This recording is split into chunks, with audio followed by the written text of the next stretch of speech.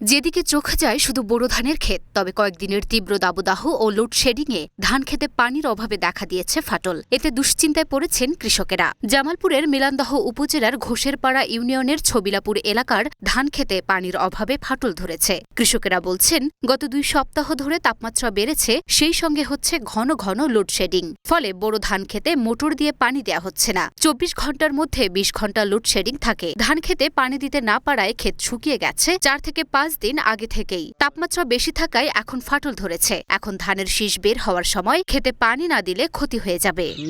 এক পাঁচ দিন ধান লাগাইছি, পানি বেগেরে ধান ক্ষতি গেছে গা, ধানের কোনো ফলন তো হইতেছে না।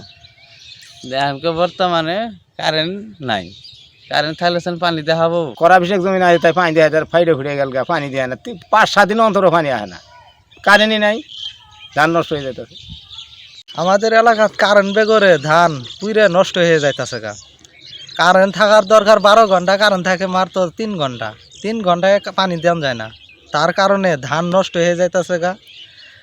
পাড়ে খেতেও পানি দিতে পারতেছে না, ক্ষেত খোলা সব সাদা হয়ে যাইতেছে গা, ধান মাইক মরা হয়ে যাইতেছে গা। তার কারণে কারেন্টের বিশেষ দরকার আমাদের গ্রামে।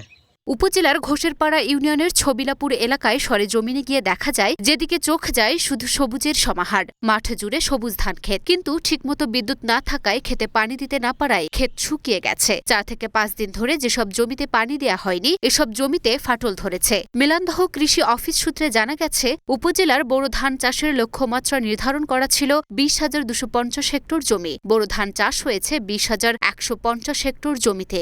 লক্ষ্যমাত্রা নির্ধারণের চেয়ে 100 হেক্টর জমিতে বোরো ধান চাষ কম হয়েছে।